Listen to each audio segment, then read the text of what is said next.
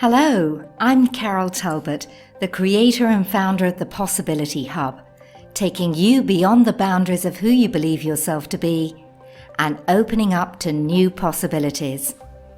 What gives me a buzz is to make people think and feel differently, to experience the world differently. I love learning, and as a seeker and explorer, I've travelled far and wide, spending over 30 years studying with many wonderful teachers and masters, learning to utilise many different tools, many different techniques to create rapid shifts.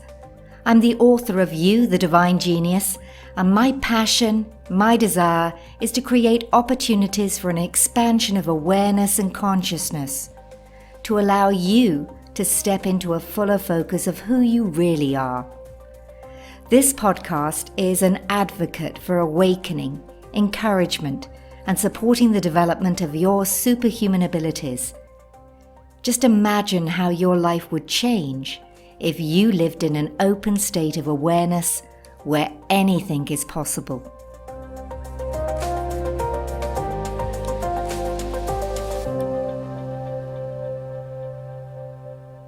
Are you psychic?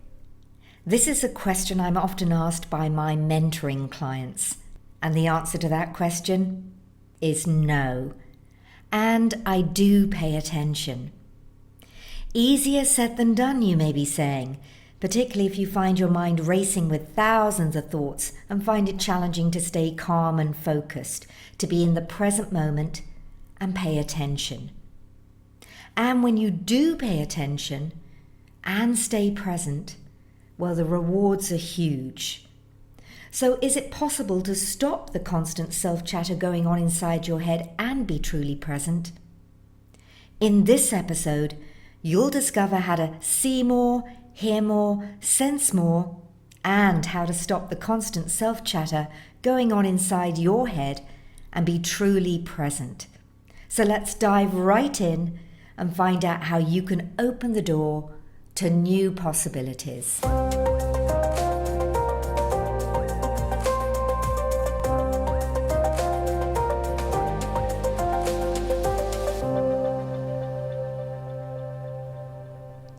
Did you know that you're giving clues as to what's going on inside your head every single moment, whether you know it or not?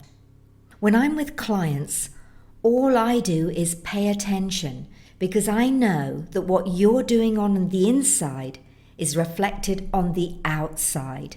So just suppose you could know what was going on with another person. Perhaps even know what's going on with them before they know themselves. That would be useful, right? Well, let me explain. The now that you're experiencing right now actually registered at the unconscious level at least half a second ago. Now take a moment to let that sink in. The now that you're experiencing now actually registered at the unconscious level at least half a second ago. Now this isn't something I just made up. It actually came about through the research of a neuroscientist called Benjamin Liebe. So let me give you an example so you can understand why this is so important. Let's say you get cut up in traffic and get really upset and really angry. After a while, when you've calmed down, you tell yourself that if that happens again, you're definitely going to remain calm, relaxed, and just let the whole thing go. Well, 15 minutes later, you get cut up in traffic again and immediately start cursing and waving your fists in anger and frustration. How come? When you told yourself you were going to stay calm and just let it go. Well, this is because the information hits the unconscious level of the mind first, and you respond and react to it based on the programs and patterns you have stored and operate from at the unconscious level. So let me be clear. You respond and react to people, events, and situations based on the programs and patterns you have running at the unconscious level. Are you with me? Now, how does this relate to getting clues as to what's going on with another person? When our thoughts change inside, We give clues through our outer behaviour. So just for a moment, consider that if you're thinking about someone that you really like, or imagine eating your favourite food, chances are you may have a smile on your face or a twinkle in your eyes, or your voice may have a different nuance. While if you're thinking about something or someone that you don't like, then perhaps you're frowning slightly or your mouth is turned down. And remember, the changes can be very subtle. And when there is a change on the inside in terms of the thoughts, pictures, sounds and feelings going on inside of you, there's always a change on the outside. In NLP, that's neuro-linguistic programming, we call this sensory acuity, and it's one of the foundation skills. And if you work with other people, or even spend time with others, as we all do, then it's a skill well worth developing. Sensory acuity is your ability to really use your senses. It's about using your vision, using your hearing, and in some cases, using your feelings or intuition. Your unconscious mind is aware of far more than your conscious mind is, and intuition is one of the ways our unconscious mind communicates subtle information to our conscious mind. Sensory acuity takes notice of really minute behaviours, the very, sometimes incredibly small changes that take place in the person's physiology, facial expression and tone of voice. It's the sort of things that I suspect professional card players learn to notice about other players that can indicate whether they're bluffing or really do hold all the aces. Milton Erickson was one of the most famous hypnotherapists of our time, and he made his transition in 1980. He was a master of sensory acuity. When asked how he knew if his patients had gone into a deep trance, he would simply say, "I could see the pulse on his ankle slow down." Now that's how refined his sensory acuity was. It was said that he taught at a local university and always told his students to pay attention.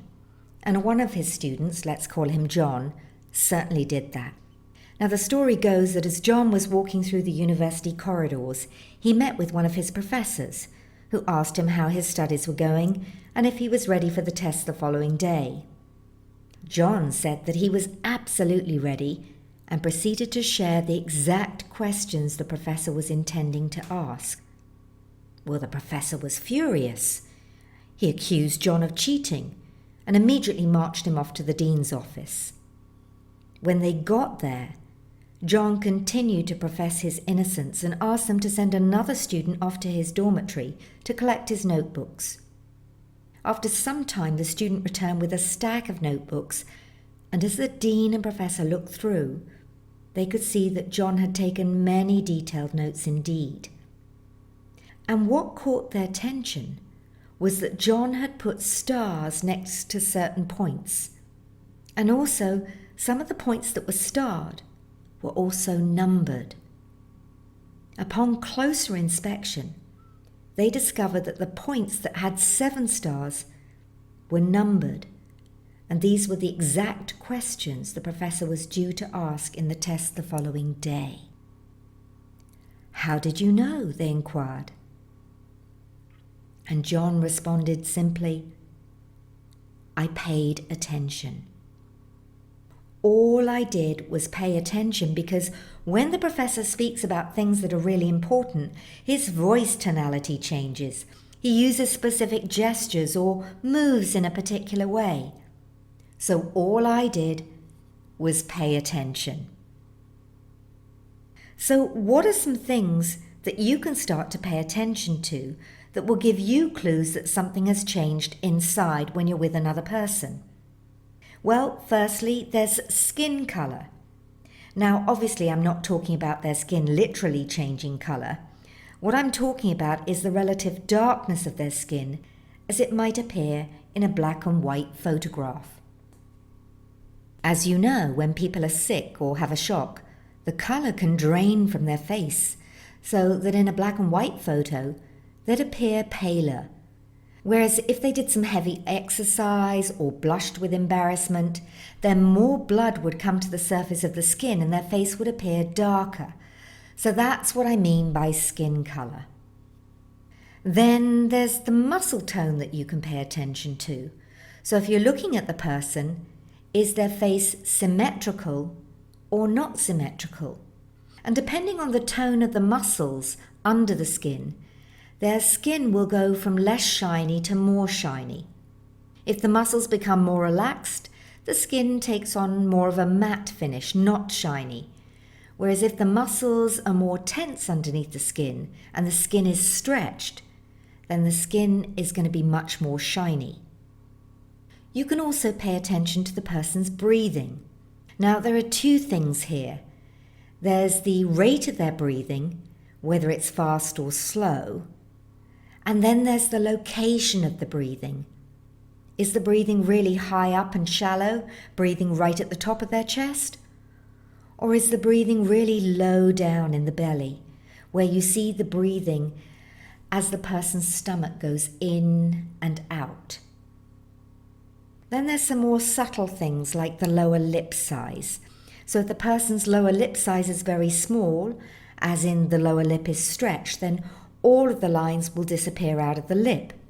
If the lower lip is more relaxed and therefore fuller, what you'll notice is that you can see the lines in the skin in their lips. And of course, there's the eyes. Are their eyes focused or unfocused? Now, this is a very small difference, and you can see it so clearly. Maybe you've seen people looking off into the distance, and you can see that their eyes are really focusing hard on something. And at other times, they may be looking in the same direction, yet they have a daydreaming look about them because their eyes are not focused on anything in particular, just taking in the overall scene. And of course, pupil dilation. Are their pupils dilated or undilated? So if you look at someone's eyes, on the outside you've got the whites of their eyes, then there's the coloured circles, their irises, and then there are the black bits in the middle, their pupils. So when someone's pupils are dilated, then the black bit in the middle is really big. When they're undilated, then the black bit in the middle is really small, like a dot. So those are some of the things that you can pay attention to, and of course everything else you can see, like the posture they're sitting in, the position of their hands, the tilt of their head, the position of their legs.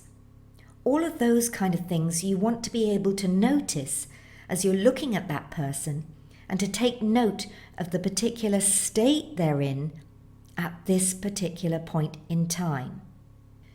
So if I'm with a client and they have a problem, I take all of this in, the physiology of the problem, so to speak, what they look like, what they sound like when they have the problem or are talking about the problem. And then if I'm doing some quick change techniques, how do I know that they've worked?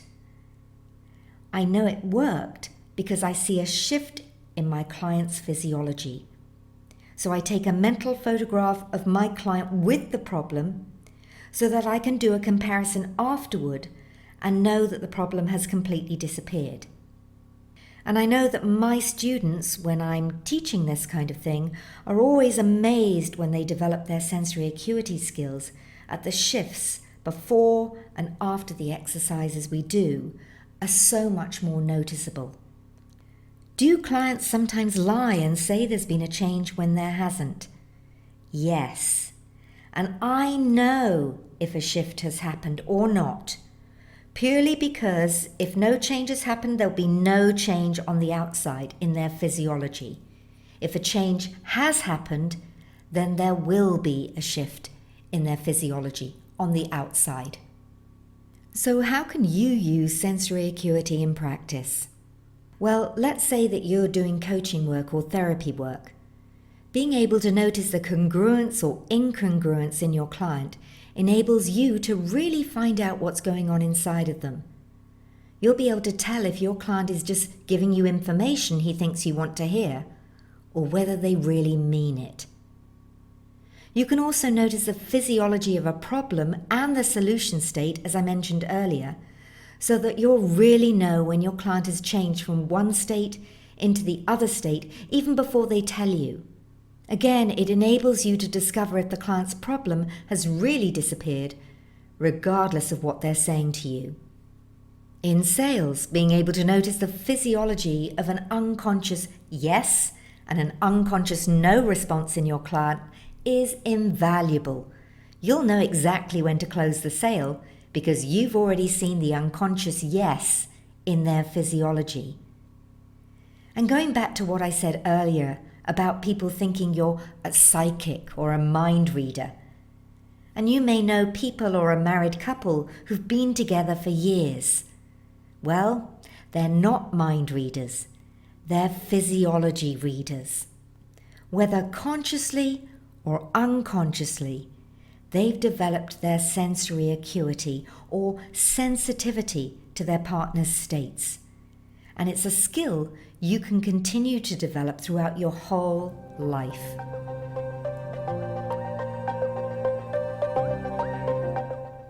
I'm just going to interrupt this podcast briefly to tell you about the 11-day Mind Power Challenge.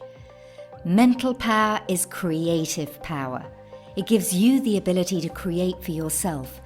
And if you want to understand how to utilize your mind effectively for good, then allow me to invite you to a free 11-day Mind Power Challenge. Over 11 days, I'll be sharing with you simple, powerful, and effective tools and techniques to awaken and harness the potential and creative power of your mind. It's completely free, and you can gain access by visiting www.thepossibilityhub.com.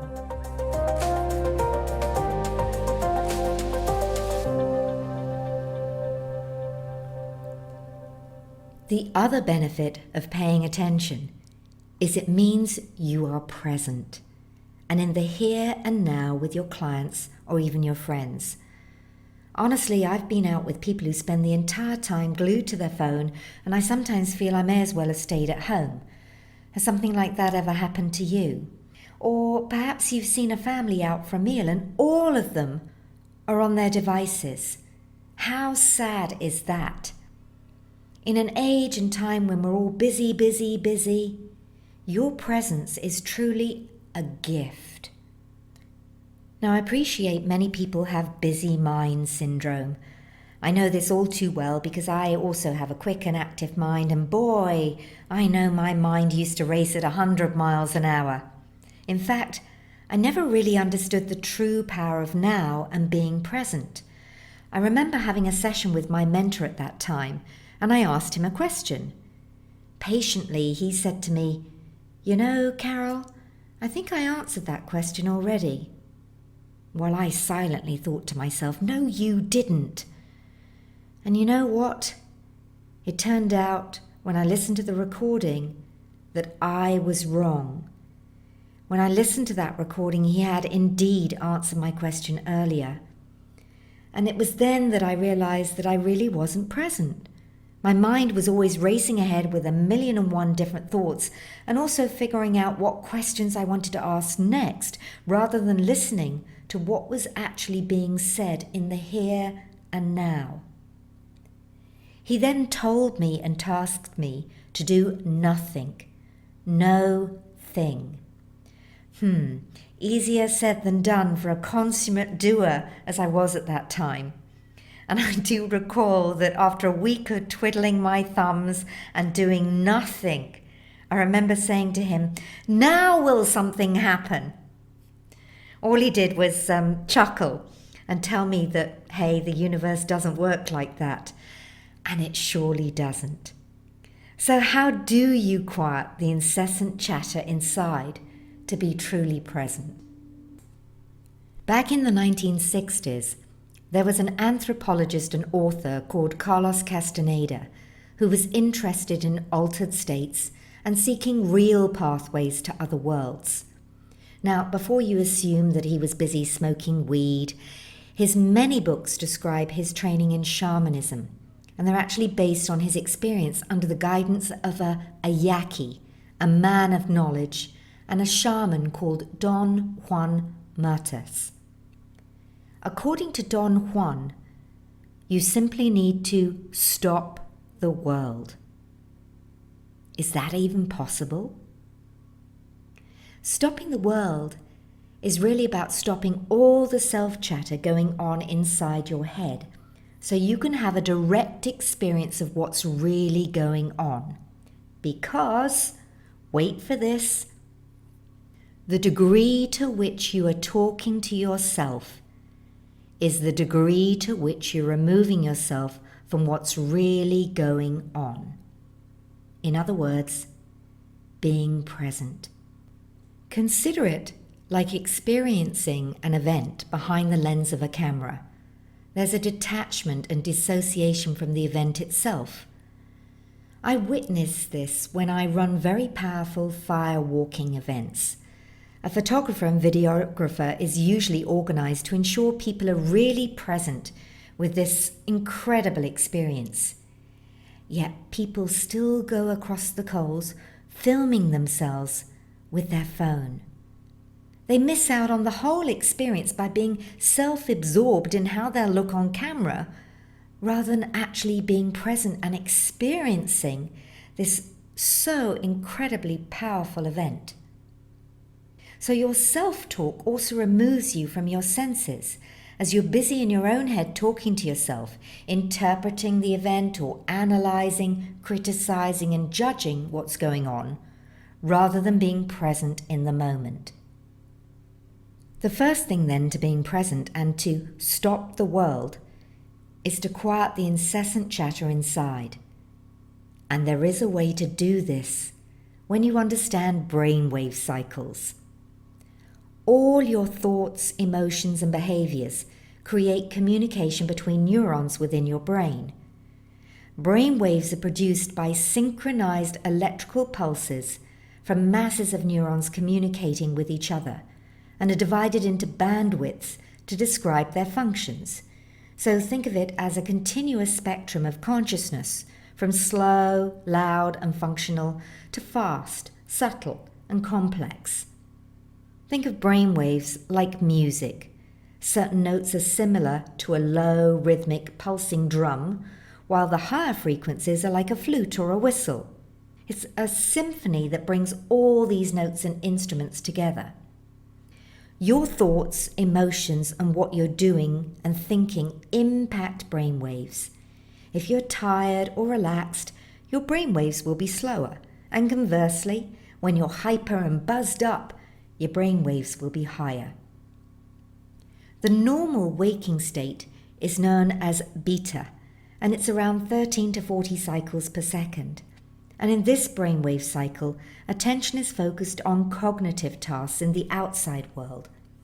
It's associated with fast activity, when we're alert, attentive, engaged in problem solving, judgment, decision making, and engaged in focused mental activities such as reading, working on a computer, or glued to your mobile device. In beta, the outer world is more important than the inner world, and it's actually not a very efficient way to run your brain, particularly if you're continually in the higher ranges of brainwave cycles. In fact, it takes a tremendous amount of energy. Also, being in beta means you're actually accessing a very, very narrow bandwidth of information and literally miss what's really going on around you. This is busy mind syndrome. And also, here's another example of just how narrow it is. If you were driving a car and you were in beta, all you would see is the bumper of the car in front of you. Now, think of times when you're navigating a roundabout. You've got to have expanded vision, right? So beta wouldn't be very useful. Different information is available at different brainwave cycles. So if you want to take in more on what's really going on, then it makes sense to slow your brain waves down to alpha. This is one of the most useful and resourceful states in terms of learning and taking in a lot of information without feeling stressed, and the perfect state for sensory acuity, seeing more, hearing more, noticing more. In this brainwave cycle, you feel chilled, relaxed, and reflective. In fact, the more you slow things down, the more you notice patterns giving you a different perspective on situations.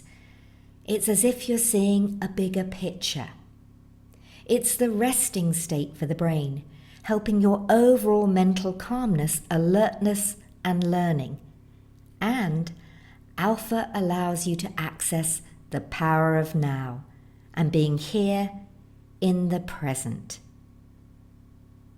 Now, while it's one of the most natural states to be in, the question here is, how do you activate this state purposely? The answer? Peripheral vision. When you soften your gaze, peripheral vision is directly hardwired to the parasympathetic nervous system, blocking the fight or flight response. In fact, it's impossible to feel a negative emotion when you're in peripheral vision and connected to your parasympathetic nervous system. It activates your relaxation response, thereby dropping you into the brainwave frequencies of alpha. In Hawaii, the kahuna, which is a Hawaiian title for a shaman, the kahuna call this prized state of entering into peripheral vision and alpha. They call it hakalau. And the process consisted of learning how to enter into a deep trance while maintaining a heightened external awareness. So far from wandering around like zombies, they're actually more aware of everything around them and their environment. In other words, they are truly present. So let me share with you one of the quickest ways that I know to experience peripheral vision, drop into alpha, and stop the world and the incessant chatter to be fully present. Now, you can do this while sitting, and it would be much better if you were to stand up with your feet slightly apart and your weight even on both legs. Unlock your knees and have your hands just resting comfortably either side of your body.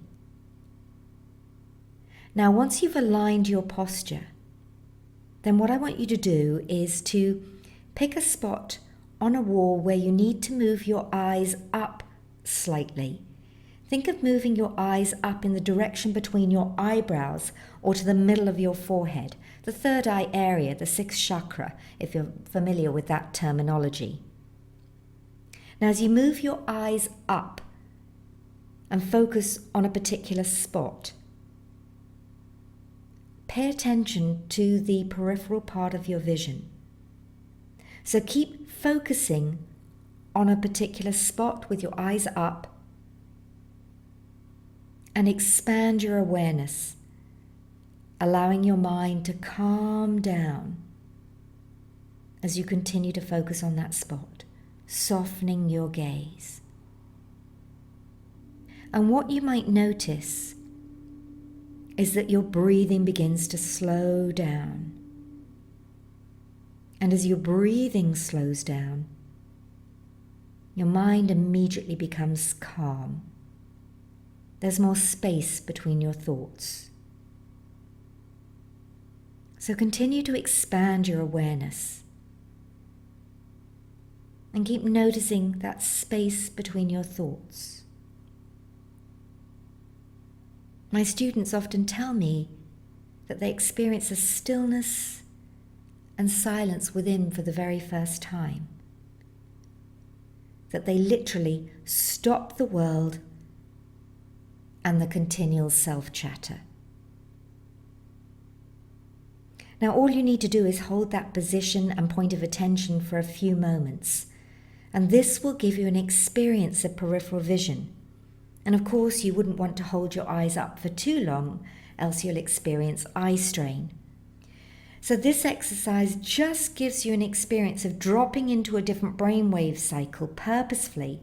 And remember, Once you've done this a few times and know what it feels like, you'll be able to do this without looking up. So now you can stop the world, slow your brainwave cycles, expand your awareness of the world, be fully present, and really notice what's going on, expanding your sensory acuity to see more, hear more, sense more. And now, I suspect some of your friends may think you're a mind reader or that you're psychic. And if that's the case, just smile, because you know that all you did was pay attention. Thank you for tuning into this episode, and I'm thrilled to be sharing possibilities with you. If you want more, then check out the link on my website to the free 11-day Mind Power Challenge at www.thepossibilityhub.com. You can also check out the videos on my YouTube channel. And if you feel that others can benefit from listening in, then please share, review, or like or follow on Instagram, Carol K. Talbot. There's also a video on my YouTube channel, a video series called Stop the World, which will give you more information than I could cover in this podcast. And finally, remember, you are always more than you think you are.